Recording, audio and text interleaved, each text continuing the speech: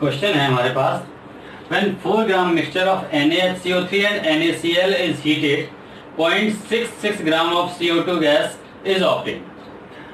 Determine the percentage composition of the original mixture, यानी कि NaHCO3 का परसेंटेज कितना है ओरिजिनल मिक्सचर में और NaCl का कितना है।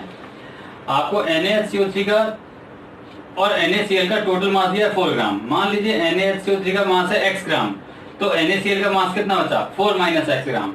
और मोल्स ऑफ CO2 भी गिवन है, moles of CO2 is equal to 0.66 upon 44 moles, ये भी दिया हुआ है।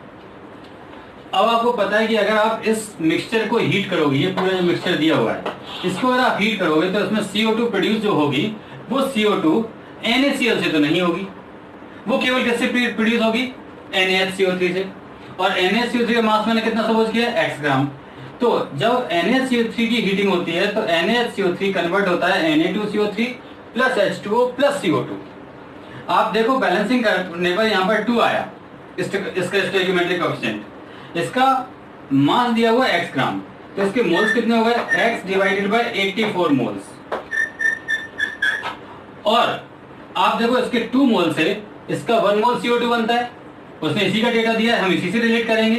तो x अपॉन 84 से कितना बनेगा, तो हम लिख सकते थे 1/2 into x upon 84 moles of CO2 बनेगा। और ये जो CO2 के मोल्स हैं वो दिए हुए हैं 0.66 अपॉन 44, यानी आप लिख सकते थे 1/2 into x upon 84 is equal to 0.66 upon 44।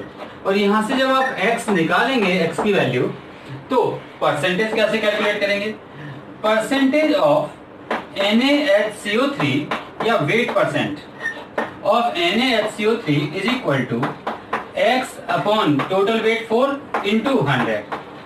इसी टाइप से आप NaCl का परसेंटेज निकाल सकते हैं, अगर उसको निकालना है तो या तो 100 में से माइनस कर दो या फिर 4 minus x divided by 4 into 100 करके निकाल सकते हैं।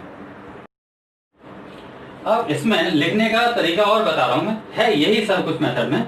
जैसे मैंने बताया कि ये x अपॉन 84 था तो इधर गए तो इसको इधर लिखा, चलो इसको ऐसे नहीं करते हैं। आप जरा समझना, यहाँ पर आपको मोल्स ऑफ CO2 कितना दिया हुआ है 0.66 अपॉन 44 मोल्स। अब आपको रिलेट करना है केवल NaHCO3 को और CO2 को। आपको यहाँ क्वेश्चन कितना दिया हुआ है 2, यहाँ क्वेश्चन कितना दिया हुआ है CO2 का 1। तो आप सबसे पहले तो यहाँ पर इसके जो मोल्स हैं उसमें इस क्वेश्चन का यूज करो, यानी 1/2 इस टाइप से 1/2 का मल्टीप्लाई कर दोगे, यानी जो क्वेश्चन दिया हुआ है उससे यहाँ पर डिवीजन हो जाएगा। इसी टाइप से यहाँ पर आप मल्टीप्लाई करोगे 1/1 और इन दोनों के बीच में इक्वल का साइन लगा दो।